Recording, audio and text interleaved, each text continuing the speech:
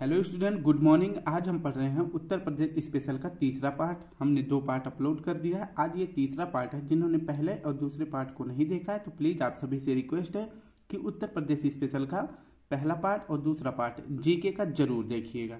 तो आज का तीसरा पार्ट है, कल चौथा हो जाएगा। फिर इसके बाद उत्तर प्रदेश स्पेशल जो आपका रिवीजन मैंने स्टार्ट किया था वो कंप्लीट हो जाएगा। बाकी की थ्योरी क्लासेस मैंने यूपी स्पेशल के नाम से 20 से 24 पार्ट हैं, वो भी देख सकते हैं, प्लेलिस्ट में वीडियो सेव है। तो चलिए शुरू करते हैं आज का अपना तीसरा पार्ट उत्तर प्रदेश रिवीजन में। उत्तर प्रदेश मौर्यकाल। उत्तर प्रदेश मौर्यकाल। अब देखते हैं कि उत्तर प्रदेश में मौर्यकाल के कौन कौन से स्थान मिले हैं और इसके बारे में महत्वपूर्ण जानकारी जो भी होगा हमारे प्रश्न की दृष्टि से हम देख लेंगे। तो मौर्य वंश के संस्थापक पहली बात तो थे चंद्रगुप्त मौर्य। चंद्रगुप्त मौर्य के पिता जो थे वो किस गणराज्य से संबंधित थे? तो वो कौलिय गणराज्य के थे। इसके बाद कौशल, काशी और पांचाल उत्तर प्रदेश में स्थित चंद्रगुप्त मौर्य के साम्राज्य के प्रांत थे। तो चंद्रगुप्त मौर्य के साम्राज्य कौन कौन थे उत्तर प्रदेश में? कौशल, काशी, पांचाल थे। ये आप याद रखेंगे। इसके बाद चंद्रगुप्त मौर्य ताम्रपत्र अभिलेख गोरखपुर के दक्षिणी भाग सौगौरा में प्राप्त हुआ। तो चंद्रगुप्त का जो ताम्रपत्र अभिलेख था वह गोरखपुर के दक्षिणी भाग जिसका नाम था सौगौरा में प्राप्त हुआ था, जिसकी भाषा थी प्राकृत और लिपि थी ब्राह्मी लिपि। ये भी आप साथ में याद रखेंगे, इंपॉर्टेंट है। नेक्स्ट है कि उत्तर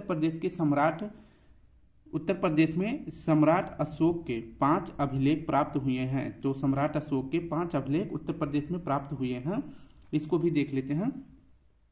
अहरौरा कहाँ से मिला? यह मिर्जापुर, जो कि लघु अभिलेख था इनका। और मेरठ से इनका मिला है बृहद अभिलेख। मेरठ से बृहद अभिलेख मिला है। प्रयागराज में भी इनका बृहद अभिलेख था, जबकि सारनाथ यानी वाराणसी में इनका लघु अभिलेख था और कौशाम्बी में यहाँ भी लघु अभिलेख था। इनकी जो भाषा और लिपि है इन 5 की जो है समान है, यानी कि सबकी जो है प्राकृत भाषा है और लिपि भी सबकी ब्राह्मी है। नेक्स्ट है अशोक ने उत्तर प्रदेश में अनेक स्तूपों का निर्माण करवाया। स्तूप मतलब होता है, स्तूप जो है ये बौद्ध धर्म से संबंधित शब्द है और उसका मतलब होता है कि ढेर। स्तूप मतलब होता है ढेर, जहाँ पर महात्मा बुद्ध ने ज्ञान दिया था या फिर उनकी समाधियों से कोई स्थल बनाया गया है, उन्हीं को स्तूप कहते हैं। तो अशोक ने उत्तर प्रदेश में अनेक स्तूपों का निर्माण करवाया है। धम्मेक स्तूप कहाँ है? सारनाथ में। और चौखंडी स्तूप कहाँ है? ये भी है सारनाथ में। नेक्स्ट है आपका मौर्य वंश अंतिम शासक। मौर्य वंश का अंतिम शासक था बृहद्रथ, जबकि मैंने बताया कि मौर्य वंश के संस्थापक थे चंद्रगुप्त मौर्य। तो मौर्य वंश के अंतिम शासक बृहद्रथ की हत्या किसने करी थी? तो पुष्यमित्र शुंग ने करी और मगध का सम्राट बन गया। इसके बाद देखते हैं कि पुष्यमित्र के बारे में अयोध्या अभिलेख से प्राप्त हुई है। पुष्यमित्र के बारे में जानकारी कहाँ से मिलती है? तो अयोध्या अभिलेख से मिलती है। ये भी पॉइंट आप याद रखेंगे। इसके बाद है 71वीं ईसा पूर्व में भारत पर शकों का प्रथम आक्रमण हुआ। भारत पर शकों का प्रथम आक्रमण कब हुआ था? तो 71 ईसा पूर्व में हुआ था। 57 ईसा पूर्व में मालवा यानी उज्जैन के राजा विक्रमादित्य ने शकों को भारत से खदेड़ दिया और विक्रम संवत की स्थापना की। तो क्वेश्चन ये भी पूछ सकता है कि विक्रम संवत की स्थापना कब हुई थी? तो 57 ईसा पूर्व में हुई थी। ये भी आप याद रखेंगे। और मालवा के जो राजा थे जिनका नाम विक्रमादित्य था, इन्होंने शकों को भारत से खदेड़ दिया। शकों को भारत से खदेड़ दिया। इसके बाद विक्रम संवत की स्थापना की थी। नेक्स्ट है भारत में शकों का दूसरा आक्रमण कब हुआ था? 78 ईस्वी में हुआ था। यहाँ पे देखेंगे ईसा पूर्व है और ये ईस्वी है। 78 ईस्वी में शकों का दूसरा आक्रमण हुआ और शकों के जीत के उपलक्ष्य में इस बार जो है सेकंड आक्रमण के समय आगे जो है शक जीत जाते हैं। और जब शक जीत जाते हैं तो उन्होंने शक संवत की स्थापना की। तो प्रश्न ऐसे भी बनेगा कि शक संवत की स्थापना कब हुई थी? 78 ईसा पूर्व में। और किसके द्वारा की गई थी? तो शकों के दूसरे आक्रमण पर जो जीत गए थे उसके दौरान शक संवत की स्थापना की गई थी। कनिष्क की पहली राजधानी क्या थी? तो कनिष्क की पहली राजधानी थी पेशावर। कनिष्क जो है किस वंश से संबंधित था? तो शक वंश से संबंधित था, यानी कुषाण वंश से। ठीक है। तथा दूसरी राजधानी थी मथुरा। तो कनिष्क की पहली राजधानी थी पेशावर और दूसरी राजधानी थी मथुरा। अब कनिष्क के बारे में देख लेते हैं।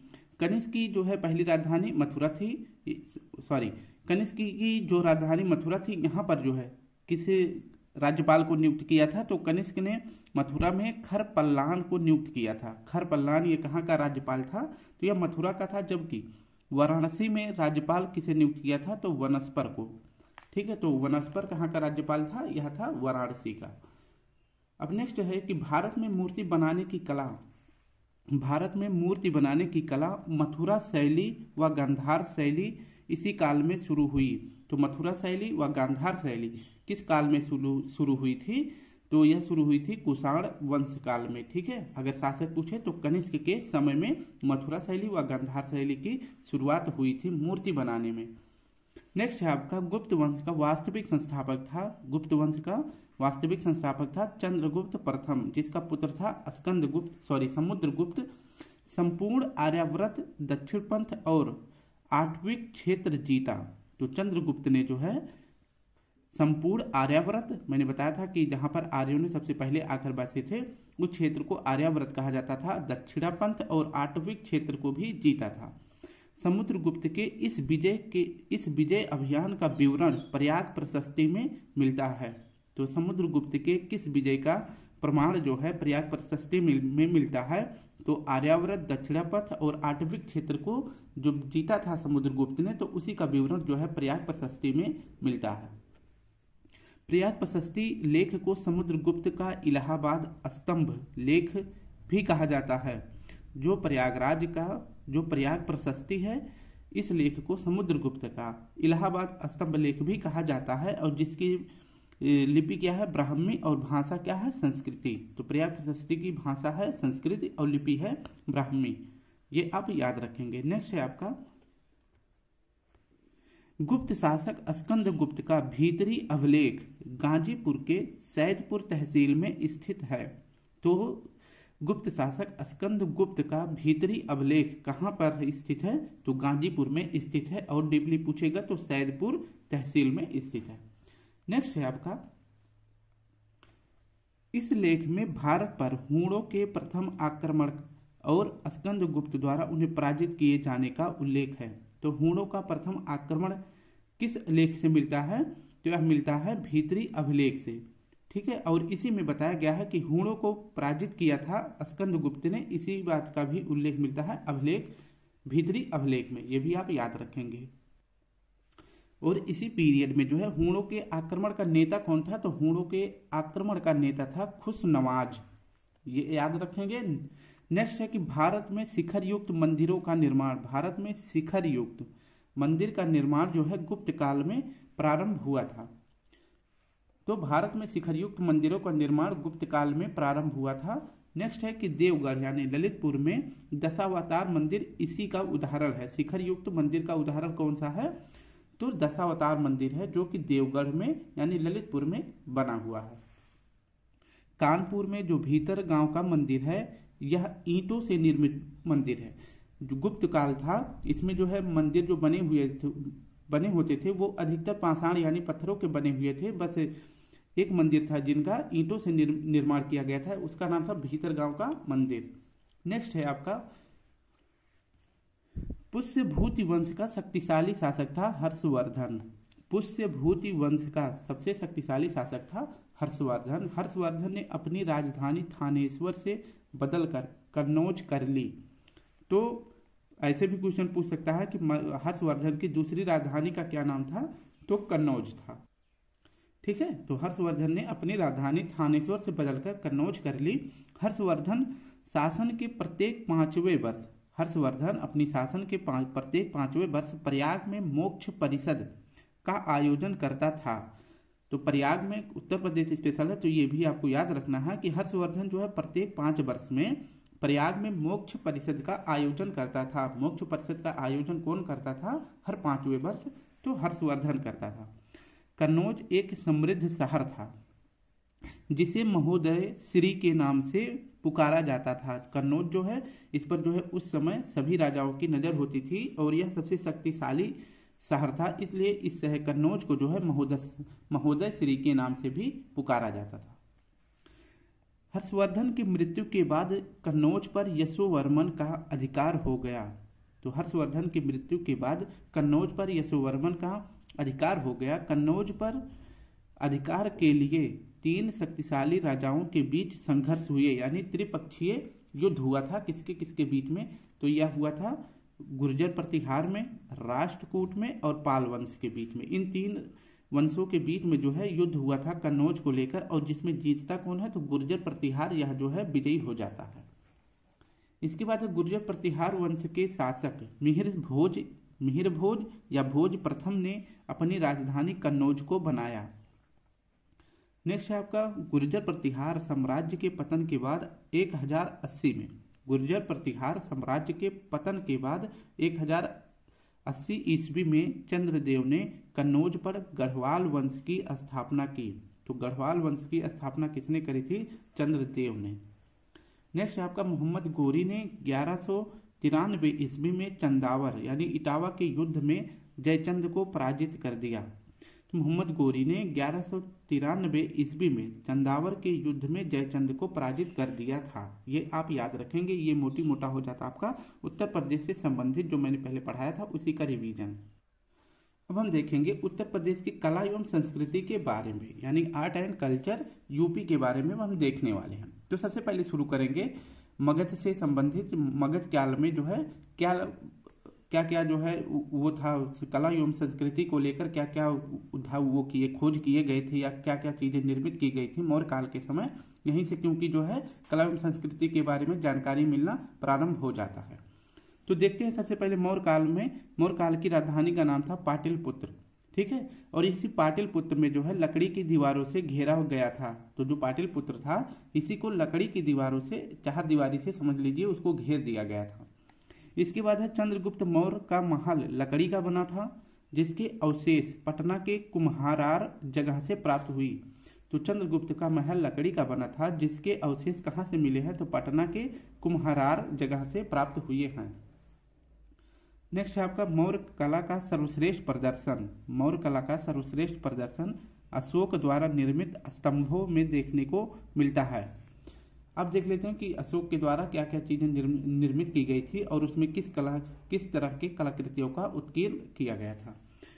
मौर्य काल का सर्वश्रेष्ठ नमूना, मौर्य काल का सर्वोत्कृष्ट नमूना देखते हैं तो अशोक का एकाश्म स्तंभ है। अशोक का एकाश्म स्तंभ का मतलब होता है एक ही पत्थर को काटकर बनाया गया स्तंभ, ठीक है। यह कहाँ पर स्थित है? तो चुनार वाराणसी के निकट यह एकाश्म पत्थर स्थित है। इसका निर्माण जो है लाल बलुआ पत्थर से किया गया है। जो एकाश्म स्तंभ है कहाँ पर मिला है? चुनार के वाराणसी के निकट इसका निर्माण लाल बलुआ पत्थर से किया गया है। इसमें क्या है? इसके शीर्ष पर उल्टा कमल है। ये अशोक स्तंभ की बात नहीं हो रही है, आप इसको गूगल करेंगे तो आपको मिल जाएगा। चुनार वाराणसी का अभिलेख डालेंगे तब भी आ जाएगा। तो शीर्ष पर उल्टा कमल है, पशुओं की आकृति है और पॉलिश, जो उस पत्थर पर पॉलिश किया जाता था उस पॉलिश को ओप भी कहा जाता था, ठीक है। तो ये हो जाता है अशोक का जो चुनार वाराणसी के निकट स्तंभ है उसके बारे में जानकारी। अब देखते हैं कि अशोक का सारनाथ अभिलेख, जिसको भारत सरकार ने अपना राजकीय प्रतीक के रूप में भी स्वीकार किया है। तो शीर्ष पर जो है 4 सिंह हैं, आप देखते ही होंगे, एक आगे है, पीछे है, एक उत्तर है और दक्षिण दिशा की तरफ। इन 4 दिशाओं की तरफ देखते हुए 4 सिंह का चित्र बना है उसमें, और उसके नीचे जो है एक हाथी है और एक सांड भी है। नेक्स्ट आपका भारत सरकार ने 26 जनवरी 1950 को राजकीय चिन्ह के रूप में स्वीकार किया। तो अशोक का जो सारनाथ स्तंभ है भारत सरकार ने उसे कब स्वीकार किया था? अपने राजकीय चिन्ह के रूप में, तो 26 जनवरी 1950 को। नेक्स्ट है आपका स्तूप। मैंने पहले भी बताया था कि बौद्ध कला से संबंधित शब्द है। बौद्ध धर्म के संस्थापक महात्मा बुद्ध के स्मृति अवशेष को सुरक्षित रखने हेतु बनाया गया है। तो जो महात्मा बुद्ध के स्मृति और उनके जो अवशेष को सुरक्षित रखने के लिए क्या बनाया गया है? स्तूप बनाया गया है। नेक्स्ट है आपका सारनाथ स्तूप। तो सारनाथ स्तूप कहाँ पर है? यह सारनाथ वाराणसी के पास उत्तर प्रदेश में है। सारनाथ में 3 स्तूपों के प्रमाण मिले हैं। कौन कौन से हैं? तो यह है चौखंडी स्तूप, दूसरा है धर्मराजिका स्तूप, तीसरा है धम्मेख स्तूप। तो सारनाथ से 3 स्तूप मिले हैं, चौखंडी स्तूप, धर्मराज स्तूप, धर्मराजिका स्तूप और धम्मेक स्तूप। नेक्स्ट है आपका मौर्योत्तर काल यानी मौर्य काल के पहले क्या क्या कलाकृतियां मिली हैं उसके बारे में देख लेते हैं। तो कुषाण वंश के समय यानी कनिष्क के शासन में मूर्ति कला का विकास हुआ था। तो मूर्ति कला का सबसे पहले विकास किसके काल में हुआ था? तो कनिष्क के काल में हुआ था और कनिष्क जो है कुषाण वंश का शासक था। यहाँ पर जो है बौद्ध धर्म जो है आपको पता है कि चौथी जब बौद्ध संगति हुई थी उस समय किसका शासक था? तो कनिष्क का शासन था। और इसी चौथी बौद्ध संगति के समय जो है बौद्ध धर्म दो गुटों में बट गया था। ठीक है, तो बौद्ध धर्म जो है दो समुदाय में बट गया था। एक समुदाय था हीनयान और दूसरा था महायान। तो हीनयान गौतम बुद्ध को महापुरुष मानते थे, वो महात्मा बुद्ध को महापुरुष मानते थे और उनकी उस तरह से उपासना करते थे। ठीक है, उनकी कोई मूर्ति या प्रतिमा नहीं बनाए थे। जबकि महायान जो है गौतम बुद्ध की मूर्ति बनाकर पूजा करते थे। तो ये भी क्वेश्चन पूछ सकता था, बौद्ध धर्म के किस समुदाय के द्वारा जो है महात्मा बुद्ध की मूर्ति बनाकर सबसे पहले पूजा की गई थी? तो आपका सही जवाब हो जाएगा महायान के द्वारा। नेक्स्ट है आपका मथुरा शैली गौतम बुद्ध की पहली मूर्ति बनाई गई। तो मथुरा शैली में जो है गौतम बुद्ध की पहली मूर्ति बनाई गई। तो गौतम बुद्ध की पहली मूर्ति किस शैली में बनाई गई थी? तो मथुरा शैली में बनाई गई थी। मानव के रूप में मूर्ति बनाकर सर्वप्रथम बुद्ध की मूर्ति पूजी गई। तो मानव के रूप में जो है सबसे पहले मूर्ति बनाकर किसकी मूर्ति की पूजा की गई थी? तो महात्मा बुद्ध की। ठीक है, नेक्स्ट है आपका गुप्त काल। गुप्त काल में देख लेते हैं। तो भारत में मंदिरों का निर्माण सर्वप्रथम गुप्त काल से शुरू हुआ। तो भारत में मंदिरों का निर्माण जो है सबसे पहले किस काल से शुरू हुआ? तो यह शुरू हुआ था गुप्त काल में। स्थापत्य के विकास की दृष्टि से गुप्त काल को प्राचीन भारत के इतिहास का स्वर्ण युग कहा जाता है। किस युग से, किस दृष्टि से? तो विकास, स्थापत्य और विकास की दृष्टि से गुप्त काल को प्राचीन काल के इतिहास का स्वर्ण युग कहा जाता है। नेक्स्ट है आपका गुप्त काल के अधिकांश मंदिर पाषाण। मैंने बताया था कि जो है गुप्त काल के अधिकांश जो मंदिर थे पाषाण यानी स्टोन से निर्मित थे। केवल भीतर गांव तथा सिरपुर के मंदिर ईंटों से बना है। तो सिर्फ दो ही मंदिर है गुप्त काल के जो ईंटों से बने थे। एक तो आपका हो जाता भीतर गांव का मंदिर और दूसरा हो जाता आपका सिरपुर का मंदिर। ये दो मंदिर जो है ईंटों के बने थे और बाकी जो है सभी मंदिर किसके बने थे? पाषाण यानी पत्थर के बने थे। नेक्स्ट है आपका दशावतार मंदिर। दशावतार मंदिर देवगढ़ ललितपुर उत्तर प्रदेश में है। ठीक है, तो इसी देवगढ़ का नाम जो है एक छोटा सा गांव है ललितपुर के अंदर, उसी का नाम है देवगढ़ और वहीं पर जो है दशावतार मंदिर है। नेक्स्ट आपका दशावतार मंदिर के बारे में क्या क्या खूबी है इसके बारे में देखते हैं। तो दशावतार मंदिर ये पंचायतन रचना शैली का मंदिर है। भगवान विष्णु के अवशेषों को चित्रित किया गया है। तो दशावतार मंदिर जो है किस भगवान को समर्पित है ये भी पूछ सकता है। तो आपका सही जवाब हो जाएगा भगवान विष्णु को। इसके बाद भारत का प्रथम मंदिर जिसमें शिखर का निर्माण किया गया है। तो भारत का ऐसा कौन सा मंदिर है जिसमें शिखर का निर्माण पहली बार किया गया था? तो वो है दशावतार मंदिर। नेक्स्ट आपका भीतर गांव का मंदिर। यह कहाँ है? तो यह कानपुर में है और कानपुर उत्तर प्रदेश में है। यह मंदिर इसकी खूबी है कि इसे ईंटों द्वारा निर्मित किया गया है। नेक्स्ट है आपका कहोम का मंदिर। कहोम का मंदिर जो है ये कहाँ पर है? तो यह देवरिया उत्तर प्रदेश में है। कहोम का मंदिर देवरिया उत्तर प्रदेश में है। गुप्त काल के अंतिम शासक स्कंद गुप्त ने बनवाया था। तो स्कंद गुप्त ने कौन सा मंदिर बनवाया था? कहोम का मंदिर देवरिया उत्तर प्रदेश में बनवाया था। नेक्स्ट आपका मध्यकाल यानी मिडिएवल पीरियड के दौरान देखते हैं, यानी जब मुस्लिम शासक हमारे देश में आ गए थे उनके समय क्या क्या स्थापत्य कलाकृतियां बनाई गई थी उनको देख लेते हैं। तो 13वीं शताब्दी में भारत इस्लामी कला का विकास हुआ। तो 13वीं शताब्दी में भारत इस्लामी कला का विकास हुआ। उत्तर प्रदेश में मध्यकालीन स्थापत्य कला की शुरुआत 1504 ईस्वी में सिकंदर लोदी द्वारा आगरा नगर की स्थापना के साथ हुई। तो भारत में जो है भारत इस्लामी कला की शुरुआत कब मानी जाती है? उत्तर प्रदेश में पूछी जाए तो मध्यकालीन स्थापत्य कला की शुरुआत होती है 1504 ईस्वी में सिकंदर लोदी के द्वारा, जो कि आगरा शहर के निर्माण के समय स्थापत्य कला का विकास करता है। नेक्स्ट है आपका सरकी स्थापत्य कला। इसके बारे में कि दिल्ली सल्तनत आपको पता है कि जब गुलाम वंश के बाद जो है तुगलक वंश और इस तरह से जो वंश आते हैं उन शासकों के द्वारा क्या क्या निर्माण कराए जाते हैं उसको देख लेते हैं, कौन कौन सी शैली का निर्माण किया जाता है। तो दिल्ली सल्तनत में तुगलक वंश के शासक जिनका नाम था फिरोज शाह तुगलक, इन्होंने जो है 2 शहरों की स्थापना करी थी। एक तो आपका हो जाता है फिरोज शाह ने फिरोजाबाद उत्तर प्रदेश में इसका निर्माण किया था, और दूसरा किया था जौनपुर उत्तर प्रदेश का, इसका भी निर्माण किया था।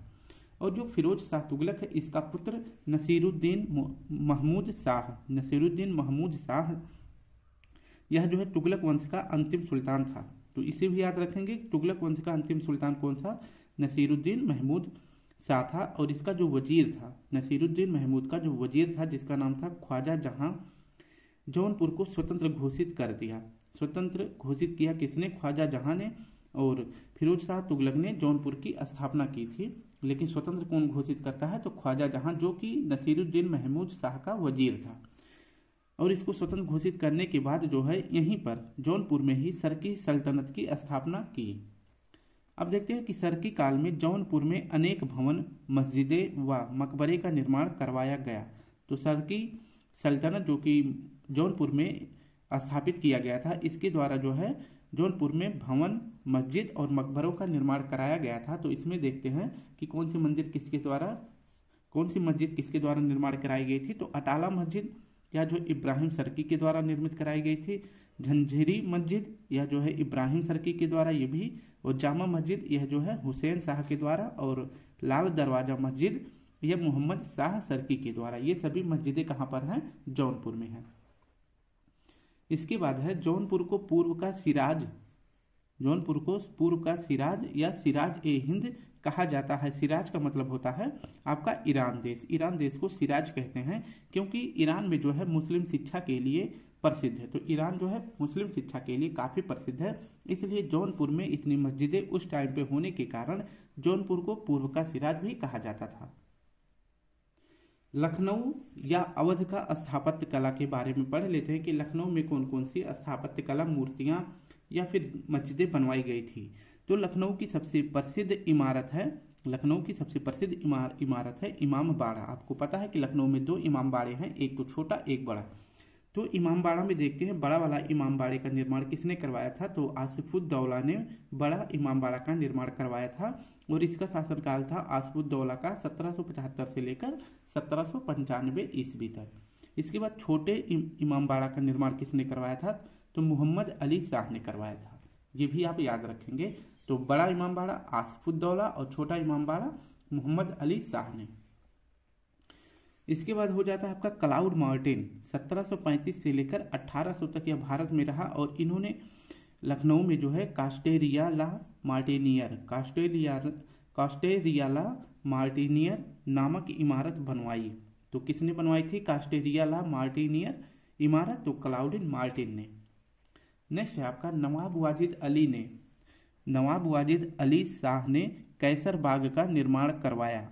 76 मंजिल का निर्माण लखनऊ में किसने करवाया है, तो नसीरुद्दीन हैदर ने। तो 76 मंजिल कहाँ पर है, यह लखनऊ में है, और इसका निर्माण नसीरुद्दीन हैदर ने करवाया था। भूल भुलैया और बाकी की जो इमारतें हैं, जैसे आपका भूल भुलैया हो जाता है, बनारसी बाग, सिकंदर बाग, इस प्रकार की सभी स्थापत्य कलाकृतियां कहाँ देखने को मिलती हैं, लखनऊ यानी अवध में। नेक्स्ट है आपका मुगल कालीन स्थापत्य। अब जब मुगलों का आक्रमण भारत में हुआ था, तो उसी समय से जो है मुगलों के द्वारा जो वास्तुकला का निर्माण भारत में किया गया था उसको देख लेते हैं। तो वास्तुकला में मुगलों का विकास क्रम, मतलब मुगलों के द्वारा जो है किस किस तरह की इमारतों का निर्माण जो है किस शासक के द्वारा किया गया था, इसको देख लेते हैं। तो बाबर में जो है वास्तुकला का शुरुआत हुआ था, और अकबर में विकास हुआ था, मतलब ठीक ठाक चल रहा था, अकबर के द्वारा विकास किया गया। जबकि शाहजहां के काल में जो है वास्तुकला अपने चरम पर पहुंच गई थी, ठीक है। और औरंगजेब को ना तो वास्तुकला में ना तो संगीत में, इन सभी में जो है औरंगजेब को क्या था, उसको लगता था, मतलब ये विरोध करता था, ठीक है। तो उसको लगता था कि जो है इस्लाम धर्म में वास्तुकला या फिर नाटक गाना बजाना, इन सभी का जो है जिक्र नहीं किया गया है, इसलिए वो कट्टर मुसलमान था, इसलिए इन सभी चीज़ों का वो विरोध भी करता था। तो शुरुआत जो है किसके शासनकाल में होती है, वास्तुकला का बाबर के समय में। अकबर के समय में विकास हो रहा था, ठीक ठाक हो रहा था, अच्छी तरह से ये भी विकास किया जा रहा था। और शाहजहां में अपने काल में जो है चरम पर पहुंच गया था, और औरंगजेब के समय में ऐसा कुछ विकास हुआ नहीं। तो जो स्थापत्य कला था या संगीत था, इन सभी का पतन हो रहा था। बाबर काल में देखते हैं जो संभल की जामा मस्जिद का निर्माण बाबर ने करवाया।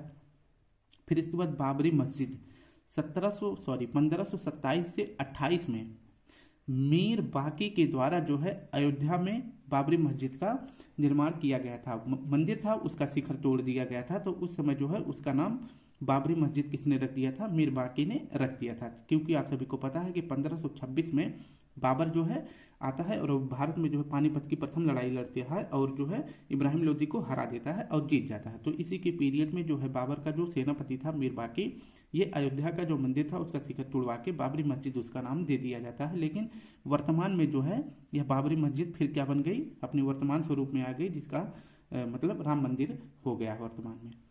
नेक्स्ट है आपका आगरा का राम बाग। आगरा का राम बाग का निर्माण होता है 1528 में, और इसे जो है बाग ए गुल अफसान भी कहा जाता है। तो आगरा का राम बाग किसने निर्माण करवाया था? तो बाबर ने। इसे बाग ए गुल अफसान भी कहा जाता है। अब अकबर के काल को देख लेते हैं। अकबर का किला जो है 1565 ईस्वी में बनाया गया था। इसमें दो गेट हैं, एक तो पश्चिम की तरफ है और एक पूरब की तरफ है। जो पश्चिम की तरफ गेट है इसे दिल्ली गेट कहा जाता है, जबकि जो पूरब की तरफ गेट है इसे अमर सिंह गेट कहा जाता है। नेक्स्ट है आपका जहांगीरी महल भी आगरा में है, इसे सलीम का आवास भी कहा जाता है। और अकबर महल भी कहाँ है? आगरा में ही है, इसे अकबर का आवास भी कहा जाता है। नेक्स्ट है आपका इलाहाबाद का किला। इलाहाबाद का किला भी अकबर ने बनवाया था। फतेहपुर सीकरी में क्या क्या निर्माण कराया गया है अकबर के द्वारा, इसे देख लेते हैं। क्योंकि आप सभी को पता है कि अकबर सबसे ज्यादा कलाकृतियों का निर्माण या किसी स्थल का निर्माण जो है कहाँ पर किया था? तो यह फतेहपुर सीकरी में किया था। बुलंद दरवाजा जब गुजरात जीत लेता है, जब गुजरात जीतता है अकबर, तो उसी की याद में जो है विजय की खुशी में बुलंद दरवाजे का निर्माण फतेहपुर सीकरी में करवाता है। इबादत खाने का निर्माण करवाता है और शेख सलीम चिश्ती का मकबरा भी कहाँ पर बनवाता है? तो यह बनवाता है फतेहपुर सीकरी में है। और पंचमहल यह भी कहाँ है? फतेहपुर सीकरी में। बीरबल महल, इसके बाद मीना बाजार, जोधा महल, दीवान ए आम और दीवान ए खास, ये सभी जो है इमारतें कहाँ पर है? फतेहपुर सीकरी में अकबर के द्वारा बनवाई गई थी। अब हम जहांगीर के काल को देख लेते हैं कि जहांगीर के काल में जो है अकबर का मकबरा कहाँ पर बनवाया गया है? सिकंदरा में। एतमादुद्दौला जो कि जहांगीर के ससुर जी थे, इनका मकबरा कहाँ पर बना है? या आगरा में बना है। ठीक है, तो एतमादुद्दौला का मकबरा ये काफ़ी फेमस है कलाकृतियों की दृष्टि से, और इसमें जो है जिन भी चीज़ों का पहली बार प्रयोग हुआ था उसको पढ़ना जरूरी है। तो एतमादुद्दौला का मकबरा कहाँ है? आगरा में है। मुगल काल में प्रथम पूर्ण संगमरमर की इमारत कौन सी है? एतमादुद्दौला का मकबरा। और भारत में पहले पित्राधुरा तकनीकी का प्रयोग जो है किस मकबरे में किया गया है? तो वो भी एतमादुद्दौला में किया गया है। इसका निर्माण जो है एतमादुद्दौला का मकबरा का निर्माण किसने करवाया था? तो नूरजहां ने करवाया था। और कब करवाया था? तो 1626 से लेकर 1628 ईस्वी के बीच में। और नूरजहां जो है ये जहांगीर की बीवी थी, और एतमादुद्दौला जो है नूरजहां के पिता थे। ठीक है, और इसके बाद जो है एतमादुद्दौला का मकबरा जो है कहाँ पर है? आगरा में यमुना नदी के किनारे यह बना हुआ है। तो सबसे महत्वपूर्ण पॉइंट है कि पूर्ण रूप से संगमरमर की पहली मुगल कालीन मकबरा कौन सा बनाया गया है? तो एतमादुद्दौला का, जो कि पित्राधुरा तकनीकी का इसमें पहली बार प्रयोग किया गया है, जिसका निर्माण नूरजहां ने करवाया था। नेक्स्ट है आपका शाहजहां काल में देखते हैं स्थापत्य कला का स्वर्ण काल। स्थापत्य कला का स्वर्ण काल जो है किसे माना जाता है? किसके काल को? तो शाहजहां के काल को माना जाता है। अगर प्राचीन काल में पूछा जाए तो किसका हो जाता है? गुप्त काल का। आगरा के किले में कई इमारतों का निर्माण। ठीक है, तो आगरा में जो है कितनी प्रकार की इमारतों का निर्माण शाहजहां ने करवाया था? तो उसको देख लेते हैं। मोती मस्जिद आगरा किले में है, दीवान ए आम, दीवान ए खास, शीश महल, नगीना मस्जिद, अंगूरी बाग और ताजमहल, इन सभी का निर्माण जो है शाहजहां ने करवाया था। ये अभी आप याद रखेंगे। ताजमहल का डिजाइन जो है किसने तैयार किया था? तो उस्ताद अहमद लाहौरी ने इसका डिजाइन तैयार किया था। और अभी हाल ही में जो है यूनेस्को की विश्व विरासत सूची में भी ताजमहल को शामिल किया गया है। अब हम देखते हैं उत्तर प्रदेश चित्रकला एवं शिल्प कला के बारे में। तो आज हम सिर्फ पढ़ेंगे उत्तर प्रदेश के चित्रकला के बारे में, कल हम शिल्प कला के बारे में पढ़ लेंगे। ठीक है, 20-25 मिनट की वो भी वीडियो रहेगी। इसके बाद आपका ये उत्तर प्रदेश का जो रिवीजन था वो आपका कंप्लीट हो जाएगा। ठीक है, 4 पार्ट हैं और सभी पार्ट जो है 30 मिनट के 40 मिनट के हैं। ऐसे आप जो है एक दिन में चाहोगे तो चारों पार्ट को देख सकते हैं। तो उत्तर प्रदेश में चित्रकला के बारे में देखते हैं। तो उत्तर प्रदेश के मिर्जापुर और बांदा क्षेत्र में शैल चित्रों के अत्यंत महत्वपूर्ण माने जाते हैं। तो मिर्जापुर और बांदा क्षेत्र जो है शैल चित्रों के लिए अत्यंत महत्वपूर्ण माने जाते हैं। उत्तर प्रदेश के ये दोनों जिले हैं।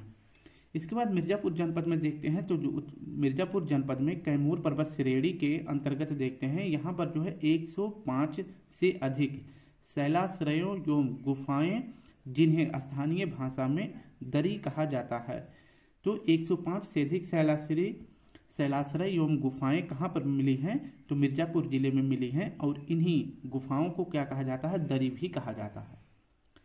नेक्स्ट आपका कि भित्ति कला यानी मोरल पेंटिंग के रूप में गुफाओं की दीवारों एवं छतों पर अंकित आखेट दृश्य यानी शिकार करते हुए नृत्य, संगीत एवं पशुओं के चित्र की जानकारी भी मिलती है।